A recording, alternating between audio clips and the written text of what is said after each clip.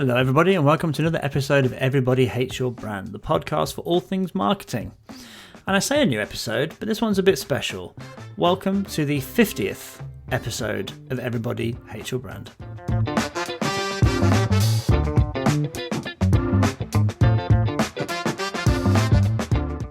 Yeah, I can't quite believe we're at 50. We started this in, crikey, 2020 at some point during the pandemic, as something to kind of keep us going. And I say we because the original idea and the original sort of progenitor of this was myself and Jen Clinehens, my now fiance. And it felt right for the 50th episode to get Jen back on the podcast. Jen has done an extraordinary amount since she was last on the podcast, around episode 32, something like that. Started a business, written 3 books, got a podcast that does phenomenally well, has a YouTube channel and all those kind of things.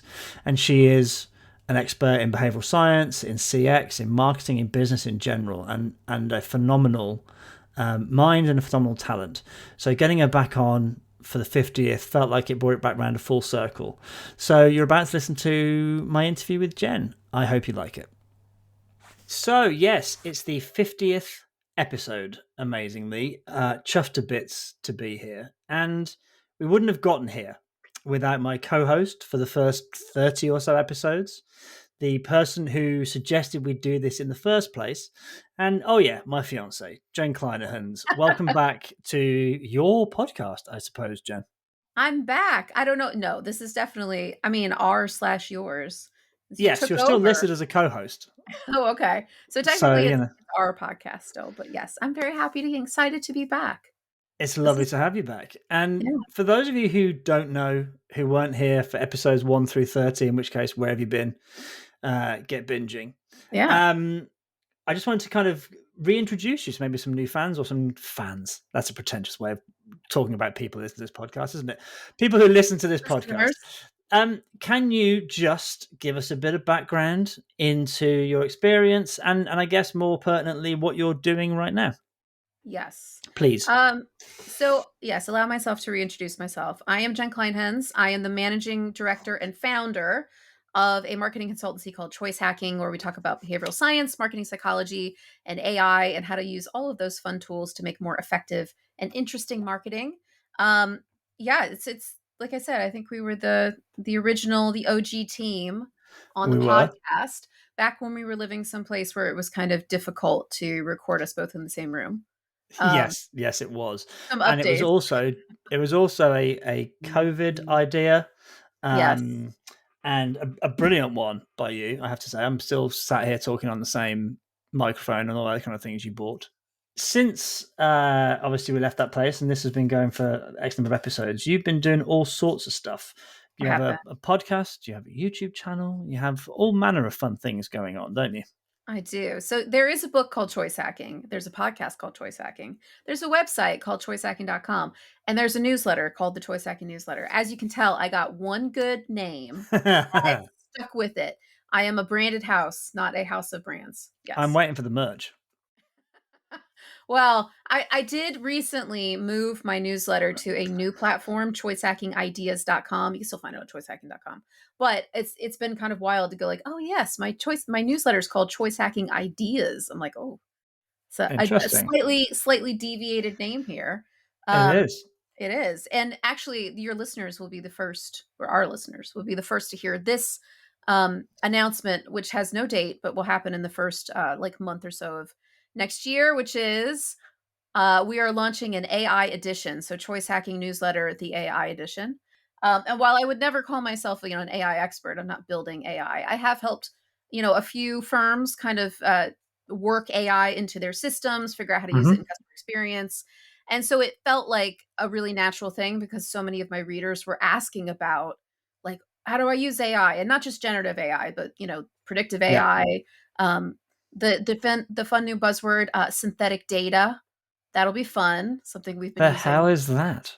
Oh, so this is the whole thing that Mark Ritson was talking about. They've coined this term. If you know our Dragonfly tool that we use, predictive analytics, it's an AI tool that we like both a visual. So for anyone who doesn't know, we had Mark Bainbridge of Dragonfly on the podcast. I forget which episode. I'll link it in the show notes. Yes. But secondly, it's essentially it's an AI that mimics the human eye to identify salience of Hmm. visual elements within advertising, video, all sorts of other stuff. Yes, it gives you like a heat map of Yeah. any of your creative or your digital experience to say people look at this, they forget this, or they forget this, they don't look at this. Yeah. So it gives you an idea of where attention's going. Anyway, so that apparently those type of tools are now called synthetic. Is it synthetic data? Is what they're calling it? I You mean, I can't believe we've been just for like 6 years. leave it like No. I've been having more conversations about zero party data in the last 6 months. It used That to was just correct. be, it never used to have a name. Or Mm, you just used to sit under first party data. I mhm. don't, it just, this might be an old marketer yelling at clouds, but for God's sake, everything's got to have a name. Anyway, in terms of the stuff we're going to talk about today, we kind of got a few different areas to talk about. One of which is CX, and you mentioned that you'd written a book called Choice Hacking. You've also written other books, one of which is how to make a CX that sings, or something along those lines. I should know the exact words. I'm not far off. Listen, I think I've probably like slightly tweaked the title a few times actually. Um, yes, so it's basically a customer journey mapping book, Yes, uh, and it's how to create an experience that sings. Right, so CX that sings is absolutely. the name of the book. But yeah, so that was like my very first foray into the world of writing books about marketing, and customer journey mapping is something I do quite a bit of. Hmm. Um, I mean, I don't know if this is like an early segue into, what is customer experience and what do I do all day? But customer journey mapping is a big part of that. Obviously now, because, I've been working as this behavioral science and marketing psychology expert for some years now, I have a process that we use at Choice Hacking where basically I do customer journey mapping, but then we pull in some really helpful like behavioral science tools. We think about Hmm. things like customer mindsets, things like that. So it's customer journey map plus the benefits of behavioral science and marketing psychology. Cool. Well, on the CX point, one of the things that I always find really interesting is defining what the hell that actually means. And it's something that I asked one of our, I guess, friends or past colleagues, Lucy Halley, in a recent interview podcast. Was like, okay, well, you work for Have a CX Helia. How do you describe CX? Because it to some people it's an extension of CRM. To some people it's customer service. To Hmm. others, it's like UX. So, from my perspective, or from your perspective, who cares about my perspective? From your perspective, how do you define CX? Yeah, I mean, I think of customer experience as sort of being that overarching bucket, right? So Hmm. it captures a lot of things underneath it. So user experience would be underneath it. I mean, you could even say service design is underneath it. So like if you're working with a business like I don't know, like a Burger King, yeah, you can do things like design marketing comms for them, but you can also design the employee experience. So what is an employee touching? Like what are the goals that they have, the challenges that they face, and helping them sort of, understand like how do we get over all of that. Um, to me, it's customer experience really does go from the top of the line all the way down to the bottom of the line. So that might be a TV commercial, that might be an email that people get, it might be the website that they go on, it might be the journey that you've designed, or I mean, even an AI like engine that's happening underneath all of this to give them personalized recommendations. It's really like the big bucket under which, in my opinion, a lot of different kinds of things sit. Like I said, user experience, marketing communications, marketing comms journeys. Basically, you name it, and that's under the CX banner. So, okay, so that's a really broad definition, understandably so, given the title, I guess. When you think about implementing CX or trying to improve overarching CX, what are some of the barriers you face? I can imagine one of them, based on that conversation, is the sheer scale of the challenge and therefore the sheer number of departments and intertwining processes and technology and all those things that all of a sudden come under the CX banner, where maybe they didn't, people don't think about themselves as that way. They think about themselves as marketing or operations or Hmm. whatever it might be. But what are the kind of, do you think that's a barrier? And what are the other things that you've seen when you're trying to implement sort of CX, I guess CX projects, CX programs? Yeah, I mean, I think a true customer experience person is a bridge builder, right? So whether you're building bridges between like marketing and operations or like staffing and comms, like you're basically that person who's sitting in between a lot of different groups and helping them A, talk to each other, and B, I think know what's going on. It's to me the big charge of somebody who works in customer experience is creating a smooth experience for a customer, which as we know in a business, you have, it's like the metaphor of the duck and the feet, right? The duck glides across the water, the feet like paddle furiously. And Yep. so as a CX practitioner, you're trying to create the duck experience for the customer, this gliding, smooth, all my problems are solved. I love your company. Everything's wonderful. You're consistent. You build Hmm. trust. I love everything that you do. And from the feet perspective, you're trying to get a bunch of people who don't normally talk to each other to talk to each other in service of the Hmm. customer. You're owning the customer a lot of times in these bigger companies, because even though they'll have a group that technically is a customer experience group, they usually have the same issues that everybody in customer experience has, which is, what is CX? And I don't understand. Are you trying to tell me to change the way that I do things? Um, and so it is a lot of bridge building. I think it's also helping people know the left hand, know what the right hand is doing, which especially in big companies is a big challenge. But then even with smaller companies, it's about, have you even thought about what your customer is actually experiencing? And the question is, or the answer is usually no, because they think, oh well, we just redid the website. Oh, that's great, but how are you driving people to the website? Hmm. We're not really sure. Okay, what happens after they buy something from you? Well, sometimes they get like an email newsletter. Okay, but do you like communicate with them at all while they're waiting for their product? No, we didn't really think about that. So it's asking those kind of questions to say, Yeah. okay, well, what's next for the customer? And then working with the business to tie all the, or herd the cats, to use another metaphor, um, to get it to a place where it's a smooth experience for the actual Yeah. customer. Yeah. Because one of the things, silos, differing objectives, whole bunch of different stuff there that can just get in the way of all that, Definitely. make that harder. So you talked about as part of choice hacking, behavioral science and applying behavioral science to things like CX and all those kind of things. Let's delve into behavioral science. We have done, and I say we, and I can say that now. We have done podcasts in the past where we've talked about behavioral science principles and behavioral science things that can be applied to whether that's marketing, CX, whatever area you want to kind of put those in. So again, have a look back at I think in our top 10 episodes, I think the introduction to behavioral science is still like number 5 or 6, I think, in Oh terms wow. of the podcast we've done here, which is pretty cool. Um, there's a lot of discussion, a lot of talk about behavioral science over the Mm, last, I guess, 5 years, maybe 4 or 5 years.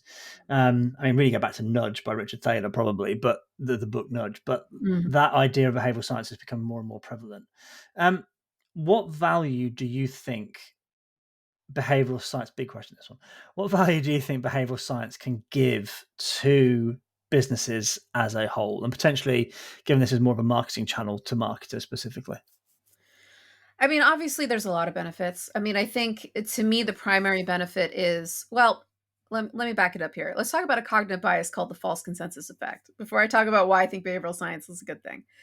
So, there is a cognitive bias called the false consensus effect, which basically says that we as people, we as marketers, we as school teachers, or whoever it might be, people tend to overestimate how common their behaviors and thoughts are. So the example is, if you read the New York Times every morning, or British audience, if you read the Guardian every morning, then you think, and someone asks you, okay, what percentage of the British public reads the Guardian? You might say 60 or 70%. Mm-hmm. Because you read it, you think more people read it than who actually do. So we see this a lot in businesses. I mean, a good example, I've talked about this, like these terrible business failures where people think their opinions are the opinions of people at mass. And then they'll start to look at Mm. research and sort of bend it in their minds to confirm what they already believe. Okay. Yeah. So, one thing that behavioral science does is helps us get out of that mindset. People do things you wouldn't expect. People do things differently than you do things. And context has huge bearing on how people respond to something. Because I think this is, to me, is one of the big myths of behavioral science and marketing. And it drives me crazy when I see agencies they get somebody who's read like Richard Shotton's book and they think this person is now a behavioral science person. They know everything about behavioral science. And you see them kind of go like, it's like a magical tool. It'll fix all our problems. I got news for everybody. There's no magical tool that will fix all your problems in business. But what this will do is help you kind of get under, the skin of a customer and how a customer thinks in a more realistic way. And it will help you move the probability Mm-hmm. in sometimes single digits, sometimes double digits Mm-hmm. of someone buying something that you like want them to buy, buying more of something you want them to buy, Yeah. um, in the context of marketing, obviously, and they use it in lots of different contexts, like social services, government services, all of that. Mm. I think the thing for us as marketers is it does have this really like great possibility to make something more effective, and not only more Yeah. effective, I think to drive positive emotions, memories with customers, because I could talk a million, years about, I think, the things that marketers get wrong about behavioral science. But one of the things that I think they really do get wrong is thinking that it's all nudging. It's not all Mm. nudging. Like nudging is a portion of behavioral science, and behavioral economics, where a lot of like the nudging stuff originates from, is a sub genre, a sub science to behavioral science. So behavioral science has things like neuromarketing, cognitive Mm. psychology, like information design, all sorts of things. So that being said, behavioral science is not just nudging. It's, you know, changing the way people react to things, where they pay attention, what information they take from things, choice, managing choice. How Yeah. many options do we need to have? Where's sort of the optimal amount of products that we need to have to attract just the right amount of customers and get them to actually convert to purchase and not feel overwhelmed or anxious or whatever it might be. So yeah, so this is like a very roundabout rabbit hole way of saying um, behavioral science has a lot of benefits for marketers. It is not a silver bullet, but it's absolutely something that I believe every marketer should actually deeply understand and not just sort of read a couple articles on and start to implement, because it is. And I think behavioral scientists kind of hit their head on a wall too when they see people trying to, and I'm guilty of this too, because a lot of what I do with choice hacking is trying to explain really complex concepts Mm-hmm. in a simple way that people kind of bite size, they get it, they feel like they can start applying something. But me and other people sometimes go slightly over the line of too simple, or Mm. trying to give people the impression that it is this magic thing or silver bullet, when in fact it just helps us understand customers better, and it helps us get out of our Mm. own heads to consider the customer as not only like separate from our beliefs and behaviors, which many of the marketers on this podcast or listening to the podcast will know. They've had that experience of going into a client and saying, we did all this research, we talked to customers, we looked at their behavior, this is what we Mm. found.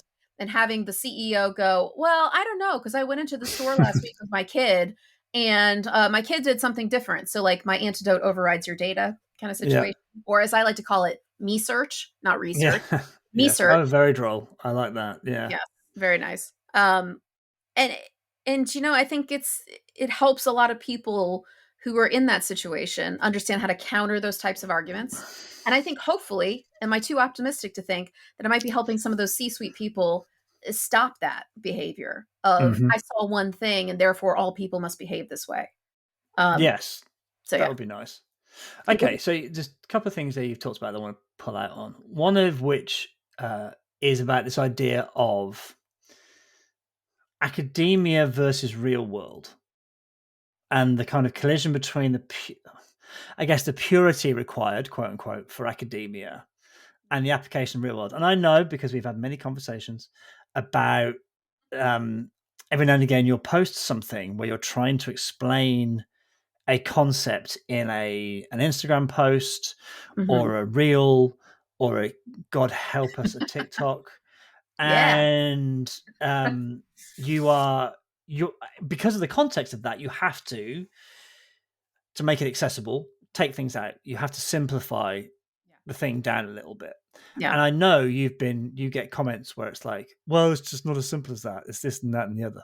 Yeah, and it's like, my brother in Christ, this is a 30-second TikTok. I cannot talk about the 15 different other studies that, like add a lot of ambiguity to this. And that's to me, that's the danger with social media anyway, is you do have to simplify. You do have to be certain, to kind of, because you want to get people interested in it, right? I see choice hacking, I think, in a very realistic light, which is, our job is not to be with the content. Well, obviously, with consulting, it's a different matter. That's where we get into the more gray Yeah. areas and experimenting and all of that. But with the content, we're very much the tip of the spear for many people. So marketers, have come to me, UX designers, product innovators, product designers have come to me and said, your content really got me interested. And where should I go next? Like, where's the kind of next level deep dive stuff? And then I can send them to the more like academic resources and things. But to get people interested in stuff, yeah, you have to naturally, get things bite sized. You have to Yeah. make interesting stories and things like that. But yeah, I do No, get that comment every once in a while. so I'll say this for you. So this is not Jen saying this. This is me saying this. Academics, and usually male, wind your necks in. All right, we're just trying to make things a little bit more accessible and a little bit more understandable Yes. understandable. And I think it's interesting because this ties into the conversation that's been happening recently. People like Dan Ariely's been getting into some interesting trouble, Oh and yeah. there's this idea of Dan Ariely wrote Predictably Irrational. Yes, the Yes. book And, Predictably and Irrational, many other books, but and yeah. many other books, but that's the kind of his magnum opus, and has consulted with lots of different companies and all that kind of stuff, and getting into trouble for some pretty shady stuff. Amongst it, fictionalizing data and results of Allegedly. Those are the allegedly, accusations. um, He's very Sue happy, so let's just make yes, sure. allegedly, Allegedly. allegedly doing things where data maybe has been misrepresented Yes. or has been adapted, tweaked, whatever that might be. Allegedly. Hmm. And there's a big conversation about, well, some of these examples and some of the most famous case studies have never been replicated in the real world, and it's all very kind of academia and people trying to create a name for themselves by naming themselves an effect or something along those lines. We've had many conversations about that the idea that undeniably some things work. So Hmm. defaults, right? Defaults is a big thing. Small, nudge and what undeniably work, Hmm. right? You just have to look at organ donor type Yeah. statistics around across the world and all that kind of stuff. But how do you, as somebody who's using as one part of her business, uses Hmm. behavioral science, what's your kind of feedback on that situation around, well, it's not replicated and blah blah blah blah. How do Yeah, you I mean, kind of like deal with that? well, I mean, in some ways, like I get the argument, and it's mostly an academic argument. In other words, it's academics arguing with other academics, which I agree. You have one miraculous study. You can't bet $1 billion on one miraculous study. We would never do that with a real business anyway. We would be doing, hey, here's this really cool principle. We found it in a study. It seems really interesting. It seems like a rigorous study. Let's take a little bit and see if we can apply it. Yeah. Now, that's different than an academic saying, we reran that study with different people or people from a different culture or more women than men or whatever it might be. And we didn't see that effect happen again. That would be like replication crisis in Mm-hmm. actual words, right? But if you look at it from a business perspective, it doesn't matter because we're not replicating those studies regardless. We're taking it into a totally different context, and Yeah. not to mention we're taking a study and we're trying to take the seed of that study and extrapolate it into a marketing solution or a customer experience solution. Now, that's a very different situation, and it's very separate from the actual like study itself. And in an ideal world, when I'm working with these companies, we have a rigorous testing process. So we are putting things out there and saying, yeah, it might work here, but what happens in front of your customer or your different types of customers or in your Mm. store versus like the drive-through or an online store or in your app? These are all like different contexts. And again, I mean, we know from behavioral science, but we also just know from common sense that when you change the context of things, you change the people that are participating in it. And sometimes if you use it too often, you'll start to see things like, wear down effects. Like, Mm-hmm. hey, we've, been running these limited time sales every Mm-hmm. single week for the past 6 years. And all of a sudden our brand is really eroded and customers don't believe us and they just wait for the next sale. Yeah. But that's not something you're going to get from a study anyway. So I guess No. the point is, to me, I think academics can argue if, for example, something is down to the priming effect or mere exposure. But for Uh, me, as a business person, as a consultant, I can say from either one of those, oh, we think like, let's take some inspiration from some priming findings. And priming is the most yeah. contentious, or mere Absolutely. exposure, whatever it is. And then we're going to translate it. At the end of the day, like, the CEO is not going to come to me and say, well, is this mere exposure or priming? And if you said it was mere exposure, but we actually think it's priming, then we're not going to pay you. Like, that doesn't happen. We care about results, Yes. right? Yeah. So I think I there's think definitely that's the big difference. that definitely I think that point is to me what behavioral science and behavioral science principles do is give you the chance to test something. Does this work for me? Does this work for my business? Mm-hmm. I think what has to go alongside that is rigor, some level of rigor in experimental design to make sure that the results you're getting are valid. Because Mm-hmm. I've seen a lot of things where like people will do a pre and post thing and go, "Oh, it's higher after it." And I'm like, "Yes, but it's on the run up to Christmas, and we sell video games, so It that would was be going to hard happen regardless. anyway." So I think Yeah. there's a whole separate argument about how you experimental design and how you do that. And actually, the couple of podcasts previous to this with Mark Ritson, we talked quite a lot about experimental design. Mark's Oh, yeah. a very clever data scientist living in Australia, but I think that's really important point to add to this. If you're going to look Yeah. at these principles and use them, make sure you're Well, testing it in the right way. and I think like a big part of my business in terms of the content business is writing case studies where I look at some place like IKEA or I look at Netflix and I say, hey, they're doing this thing that is obviously working for them because they keep doing it, this tactic, whatever it might be. And I think that this tactic is explained by this particular cognitive bias or this particular behavioral science effect. Now, if you talk to, I like some of these companies do have behavioral scientists, but not every single one of them. And I don't know for sure if IKEA does or doesn't have behavioral scientists. I get the feeling they don't, but they do have some psychologists that kind of bum around the bum around the Right, company, eating helping meatballs. different groups and things. But that's just me. I have no idea. But the point is to them. I mean, IKEA never set out to say we're going to use psychology in our experience, but they're clearly using psychology whether Yeah, they know it or not. Or they're using behavioral science techniques or nudges and things, whether they know it or not. But they're yeah, in one of the greatest testing environments you can be in, which is a successful big box store.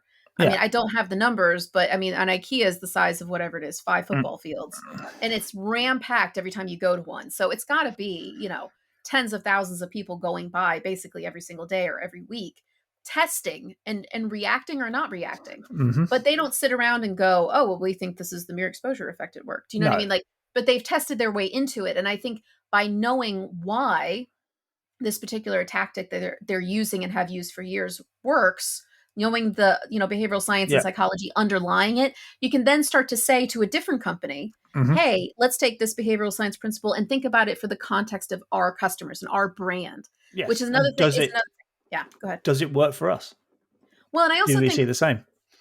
does it work for our brand? Because a Yes, luxury brand is going to use a whole different set of behavioral science absolutely. principles, and like then somebody like Louis Vuitton is going to use a different set than like Walmart uses. And I think again that's the other danger of just reading a book, whether it's my book or somebody else's Mm, book, and saying like we're going to do behavioral science everywhere, but you're not thinking about the context of things like brand, the long-term effects, yeah, and how all of this is going to impact how a customer thinks and feels about your brand, rather than just kind of focusing on very tactical things like, oh, they bought more red sofas than blue sofas, mm, and red sofas are higher margin, so that must be good. But yeah. there's obviously a lot more to it. I would say though, do read Jen's book because I saw what went into it, and there was a lot, and it's really Tears, well written. So blood, I would sweat. highly recommend you read it. Yes, I think the other thing that I would say about it before we move on to a slightly different topic is we're going to talk about different. I don't want to get into the conversation about different principles and Yeah. different ideas and all that kind of stuff. Largely because A, you've got a bunch of content on it. B, there are at least two podcasts in this in a very hate your brand history where we talk about different principles and ideas and all those kind of things. I will link those in the show notes, so we won't go over those. But I think what's been really interesting for me over the last 2 years and seeing this on a daily basis, living with Hmm. you, is you building choice hacking from nothing into what it is today. And what I'm really interested in is I kind of know the answer to this because obviously, like I say, I live with you. But for other people listening to this, how has everything you've learned from behavioral science and CX aided you in building your business? Because there's a difference between working with T-Mobile like you have recently Hmm. versus a small business and a small setup and a small startup. They're very different worlds. So what have Yeah. you learned? What's been the stuff that's kind of really helped you over the last 2 years? Yeah, I mean, I think for sure getting into the B2B buyer's mind and figuring out how to create content that works to not only expand my audience, because obviously it's like marketing, right? You talk to a million people, the chances that 1,000 of those are your customer are pretty high. You talk to Hmm. 1,000 people, you're not going to get 1,000 customers, even if you're really highly targeted. Hmm. So you have to kind of have that balance of what is the big top of funnel stuff, what is going to attract more people into the world of choice hacking, but then also what's going to get clients interested in actually bringing you in and doing things. And so understanding that sort of I guess like a different approach to content marketing in the B2B space, because it is very different than B2C. And I think I've heard this echoed over and over, which is some marketers, I think who've never worked in B2B, will say things like, if you start an agency or you start a consultancy and you don't know how to get clients, well, you're a terrible marketer and you should just give up. And it's like, well, yes and no, but I think like sales skills are different. Closing a Yes. deal for someone who was a strategist, and obviously I was a senior brand manager at a big company, but I never was out there, beating the bushes. I wasn't an account manager. I wasn't an account director. Yeah. I was pitching to clients and I was helping sell ideas, but in terms of actually closing the deal and, sending out like, the details, the contracts, all of Yeah. the other things, I mean, that was a huge learning. Um, that obviously I was somewhat prepared for, but being the person that's kind of the buck stops with you, or the Hmm. pound, the euro, whatever it might be, it's a very different experience than, here, do all the thinking and present the thinking back and sell the thinking. Now Yes. it's not just selling the thinking, it's selling the business as well. Yeah. But yeah. I'd say what struck me talking about the kind of idea of using behavioral science and all those kind of things is when you look at the emails you send, when you look at your content, when you look at just the amount of conversations we've had walking Molly, our dog, about I'm thinking of doing this, or I'm thinking of changing that, or I'm going to try Mhm. this, or I'm going to do that, or my favorite, I've seen The Matrix. I know I've only said what I'm that going to twice, and I do. think I did see The You Matrix. did I've see The seen it. Matrix, indeed. And I think the amount of, but what I think your background has given you is start points. So Definitely. you've given yourself, to me, it's given you the ability to kind of go, okay, instead of like, I haven't got a fucking clue what I'm doing, you're going, actually, I'm going to start here because I've done Mhm. this, or this feels about, or this feels right based on what I know, my experience, and what I know of the theory. And if that doesn't work, then I'm going to try this. And there's been Exactly. a kind of methodical is probably too strong a word, but in terms of that idea of, okay, I'm going to try this, I'm going to stick with this for a while, then we're going to change it, then we're going to, you know, you, I think that's been the thing that stuck out to me. It's not like you went into this without any Mhm. idea of what the hell you were going to do. Yeah. Yeah, absolutely. I mean, I think the behavioral science background, the CX background, it gives you like templates for saying, I think I know what the next move could be, or I know what two moves I need to test and how long I need to Mm. test them and what I'm looking for in terms of results. I mean, being a strategist obviously gives you, some good I Yes. guess instincts or good frameworks, good, processes for creating a strategy of your own. But I do think that saying, it's impossible. What is it? Something like you can't read the label from inside the jar is Right. also true. So there has been a process of, working with people to kind of have the conversations and Mhm. obviously, bending your ear and saying like, I am thinking about this, like, yeah, I'm not quite sure. Like, is this resonating? Mm. And I think also just having been in marketing for so long, at first when I was creating content, I would take things very seriously. Like, in other words, if people didn't watch a video I made or a TikTok got 200 views, I would be really bummed. But now I that only took about 6 months, and I was like, I can't be bummed about this all the time. Or somebody left a mean comment, or somebody left a Yeah. terrible review for something. But then I had to realize I was like, this is a business. Like, Yeah. McDonald's doesn't get upset when somebody says their burgers are crap. Mm. I'm selling a billion burgers. I don't care what one person says.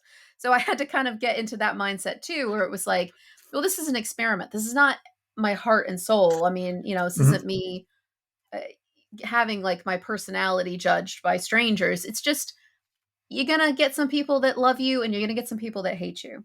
Yeah, And so absolutely. depersonalizing it, I think you kind of know it intellectually because you've done it so much as a marketer, but to actually be the person like creating the content and putting your thoughts out there and putting your face and your voice Yeah. out onto the internet to be judged. Um, And it's and pilfered every now and again. and stolen. And that was a fun. That That's was a always a fun fun few times experience. that's happened. Yeah. Oh, that sounds familiar. Yeah, It's gotten to the point now where I think I get crosser about that stuff than you do, yeah, you do. The because only I, time. you Oh, go know, ahead. just in Well, terms of because I obviously I care about you so much. It's this yeah. idea that somebody's hurting you, Hmm. that gets to me. Whereas you, I think you're better now. Now, Now, yeah, for sure. you're better now at compartmentalizing that stuff. Whereas it Well, still winds me up. I think the thing that really irritates me is I've caught a couple of people taking either the courses that they've paid for and reskinning I mean, by reskinning, I mean keeping all the words and the lessons and everything and just putting their name on them and then Yeah, selling them to other people. yeah. So basically fooling other people into thinking they're experts when actually they've just taken all my work and, reworked it, which is very, very upsetting. Yep. Or when I see people who, for example, have taken my case studies and put them behind a paywall and put somebody Mm. else's name on them and sort of run them through. There's a ton of these like AI tools now where people can run an article through something and it sort of like tweaks some of the words Yeah. enough that Google doesn't catch it.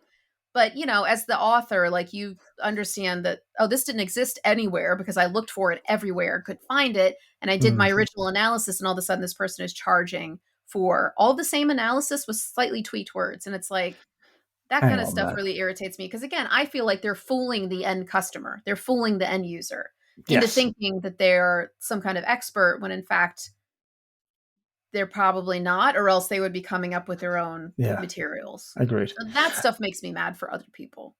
And the other lesson before we wrap this up and move on to Marketing Room 101, I think, is if you're working with a startup, get paid half up front.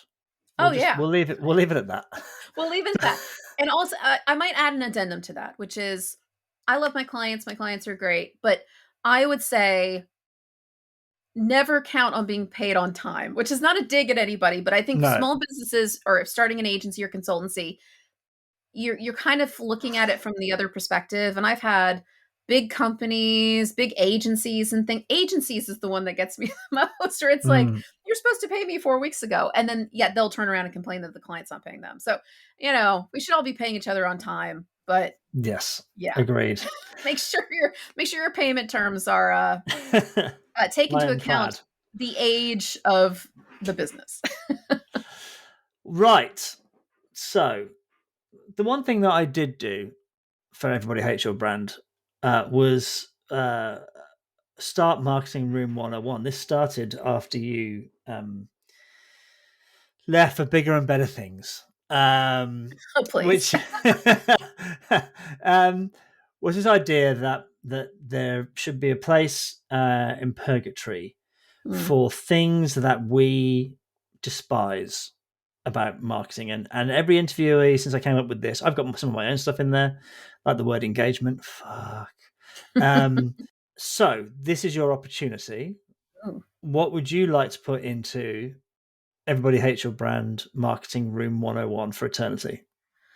Okay, so basically, I have to pick the thing that irritates me the most about marketing or Thing that marketers. irritates me most about marketing or business in general, I'll broaden it out to that. And I will, if I deem it worthy, Oh, put it into Everybody Hates Your Brand Room 101. It doesn't just go in okay. automatically. It does like Oh, entry okay. process. So go Now on, I'm nervous. Now I'm sell nervous. me.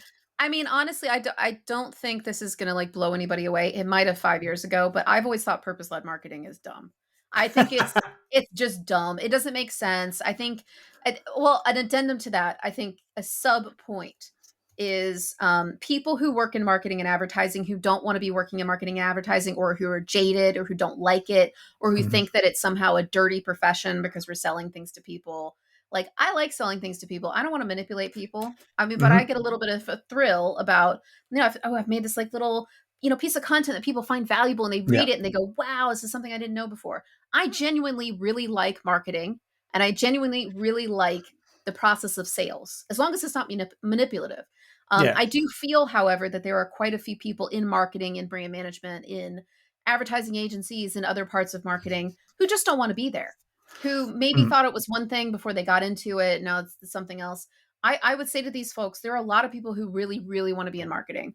And if you mhm. don't want to be in marketing, then just get out. And I think that's kind of where, I mean, AJ Lafley, I think, is the guy who wrote the book, the former CEO of Procter and Gamble. So I'm going to just, take a dig at somebody who obviously is much more accomplished than me at business. But I think, unfortunately, it's a great idea. I think there are a couple of examples of places where it's worked really, really well. But I think Absolutely. the problem is going through and looking at a brand and having to force it to stand for something when it just doesn't stand for that Yeah. thing. Do you know what I Yeah. mean? And I that's would what really agree. irritates me. If it is a natural extension of your brand, it's a good thing. But if you feel like you have to force your way into, like, I don't know, starting a charity or something that just doesn't Yeah. like make sense for you, or to take a stand on things that aren't necessarily like, I don't think a brand has to Yeah. have an opinion on every single thing. I would And agree with that. yeah, so I I just would think agree with that. purpose-led marketing is a distraction. Yeah. I think a lot of people get into it because they make it sort of makes them feel better about being in marketing or selling Yeah. things. Um, when, it's just not, it I would hasn't agree stood with the that. test of time, No, I really. think that goes in, and I think the two kind of elements that really wind me up about it is you'll hear a lot of nonsense. A talks about Gen Z. For the record, never talk about Gen Z. Never use Gen Z as a marketing segment. It's dumb to the Never use highest degree. anything that starts But with the Gen. idea that, oh well, Gen Zs won't buy anything unless it's been produced ethically and blah blah blah blah. I'm like, look, They said that about millennials too. it's a lie. Now, you live with me. I try very hard to buy things from certain places. Like there's certain things I won't buy, certain things I won't do. And it makes my Yeah. life really difficult in Yeah. certain ways. Um, but most people, 99%, and I don't all the time, but 99% of people are thinking cost of living crisis, all that kind of stuff. The amount of people crying out for a Primark in the town in which we live in Newbury is enormous. And you think about fast fashion and all that kind of stuff. Like So I think Shein, Temu. Like, I why are think these that brands so successful in the West if people only exactly care about, just absolute. It's just yeah, it doesn't make any absolute sense. nonsense. And I would also say Adam and Eve DDB have been recently voted, I think, fourth year in a row, best planning function. I forget who it is, the actual organization. I'll dig it out. But I read a really interesting article. I sent it to you to have a look at as well. And what was super refreshing about it was they said, so what do what's your kind of philosophy essentially? Mhm. And they come with the chaps' names. But they basically said, we're here to make money for our clients. Like Mhm. literally outright said that. And if Mhm. Adam and Eve DDB, who are widely renowned as one of the best advertising agencies in the UK and certain and in the In world, the I would world, guess, certainly. Yeah. absolutely in the world, and who've created some amazing adverts. And John Lewis, kind of thinking you made a mistake, but anyway, the the home of Les Binet, for Christ's sakes. If Mm. they're saying we're here to make money for our clients, maybe listen to them and their success, I would say. Yes, definitely. Oh, Well, oh, go on. I was gonna say, can I have an honorable mention Yes, go for, for um can I put Mark Ritson's latest article it. into, I knew you this was knew I was coming. gonna bring it up. I listen, Mark Ritson. I know you listen to this podcast. Obviously, you never miss it. Can I just But say, Mark, if you are listening and you do listen to this podcast, I would be delighted to have you on as a guest onto the podcast. Just to be clear, what Jen is referring to is an article in Marketing Week where Mark Ritson posits that American marketers who were once this is the his words, not greatest mine, the marketers. flag bearers of great marketing in the 90s and into the 2000s have lost their way because they're not, in a nutshell, they're not listening to Byron Sharp, Benay Field, and all the stuff that's going on about marketing effectiveness. And he says that American marketers have lost their way as a result. Yeah. Basically, he says they're terrible marketers because they don't care about effectiveness and a lot of other things that, frankly, are just not true. And every time somebody kind of poked him a little bit in the comments on his LinkedIn post, he was like, yeah, well, that's the one comment that really got me, because I think somebody made a very fair point. Two people. One person said, I've worked with a ton of US marketers with big, I think it was like Pernod Ricard or something like that. Yeah. And Mark Ritson said, well, that doesn't count because Pernod Ricard is not an American company. Okay, first of all, they count. They're in America. They're American. And my counterexample that I told Rob and did not leave in comments because I don't want to get blown up in Mark Ritson's comments. Thank you. Because he will come for me. Is that makes no sense. I worked for McDonald's UK for many years. Would you call McDonald's UK marketers American marketers? They're not American. They're British marketers who have an American. And I think that's the point. It's not. It didn't say American brands. He said American marketers, which implies people. Yes, not brands. So it doesn't matter if they're working for an Italian brand. Exactly. But okay. I think as you know, I think Mark Ritson, despite his, his shtick is bluster and pomposity and all that sort of stuff. And cursing. Don't forget cursing. True. But underneath all that, he's actually his teachings are relatively orthodox. He talks a lot about bothism. He talks, the idea of about differentiation and distinctiveness both being important. He talks about, he's a lot less militant than Byron Sharp is. Yeah. But I think I would agree. And what would really bother me, there was no evidence. There was no evidence. He talked to, I think, Fergus O'Carroll, who's an Irishman who runs a podcast. Who said, I think the same. It's like, I think the same. He didn't really talk to any American marketers. And as you can probably tell, I mean, I'm an American who hasn't lived in America since 2016, obviously been to America. But one of the things that I really find very irritating in the world of marketing and the world in general is people making broad generalizations about all American people when there's 360 million of us. Some of us are good at marketing and some of us are crappy at marketing, but just like everybody else. I've worked with brilliant marketers in the UK, Australia, and other countries, but I've also worked with some really bad ones. So I don't think it's right for him to paint with such a broad brush. I think it is a little self-serving, to be completely honest, but it did kind of burn me up because articles like that make my job about 10 times harder because when I walk into rooms in England or Europe, articles like that will follow me around. And I've had clients say to my face, I think Americans are dumb and I don't want to work with them. In those words. So I think that's something potentially he has not considered, which is, when he writes articles like that, it makes people like me, expats who live other places, like champagne problems, but it makes my job harder with marketers because you're perpetuating a stereotype that Americans are dumb, first of all. Yep. And you're perpetuating a stereotype now that American marketers don't care about effectiveness, which I can tell you is not true. Having been a brand side marketer in America, having been through an MBA program and an advanced master's degree in creative brand management, I can tell you that's not true. But I can tell you some people don't. But by and large, we do. Was that a full MBA? Was that a mini MBA? Excuse me, it was a full MBA, sir. Not one course that he calls a mini MBA, which, come on. Anyway, it's good branding, though, when you think about it. It's very, yes, it's very good branding. And Mark, don't take any of this personally when you listen to this episode, but your article did sort of. And you are welcome on the podcast anytime. Of course. Well, what a 50th episode it has been. Thank you for coming on again.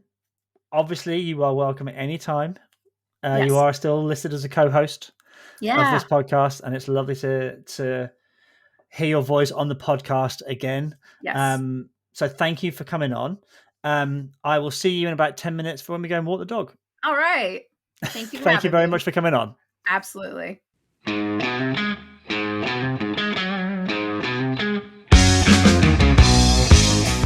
Well, that was a lot of fun.